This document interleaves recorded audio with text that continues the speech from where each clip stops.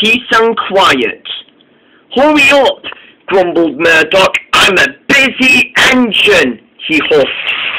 Goods arrived at the docks every day and night.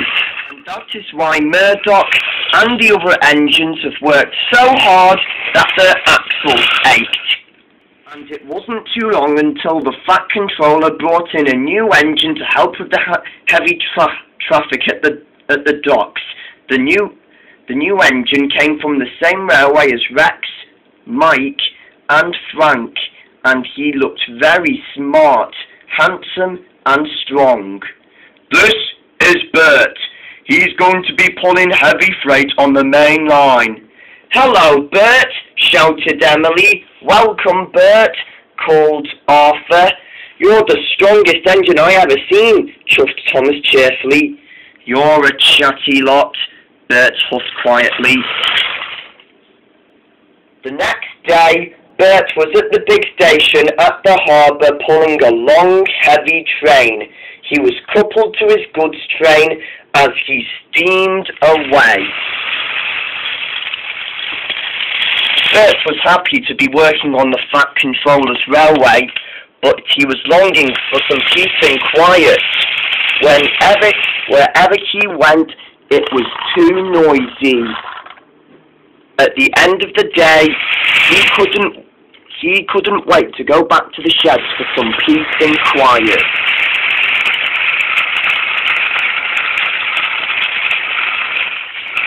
But by the time he got back to the sheds late that evening, Emily and Arthur were all full of questions.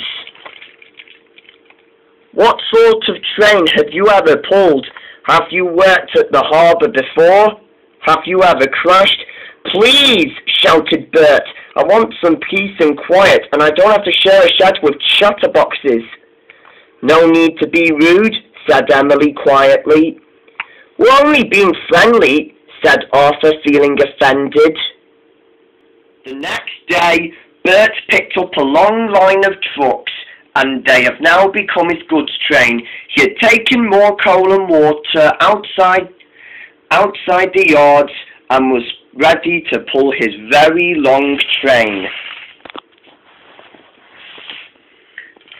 He hurried along the line, and he was now enjoying his peace and quiet.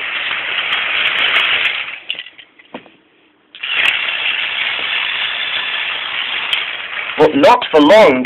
His driver and fireman applied the brakes. The sheep must have escaped through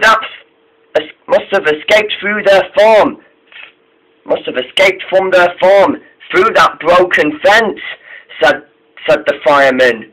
Then the driver and fireman all tried to shoo the sheep the other way. That way, and that way, and then that way. It's no good, said the fireman. We'll have to stay here until the evening. I'll call for help, sighed the fireman.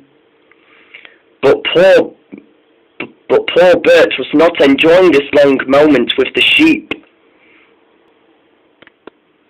Meanwhile, the Fat Controller was enjoying his toast and marmalade for breakfast when he got the call. Sheep, he boomed. Oh, don't you worry. We've had it before with my engines, he said. I'll send Toby with the farmer immediately, he said. But poor Bert was feeling upset. The sheep were spoiling his peace and quiet. Please stop, groaned Bert. I'd rather be back with the chatterbox engines. Just then, out of nowhere, was Toby.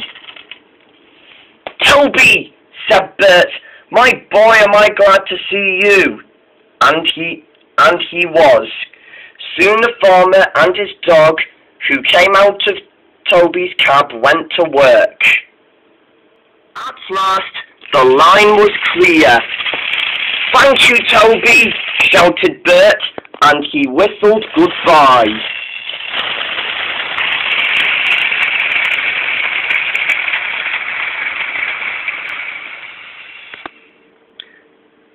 When evening arrived, Bert came back to the sheds with the company of Emily and Arthur, but still he had something he had to say.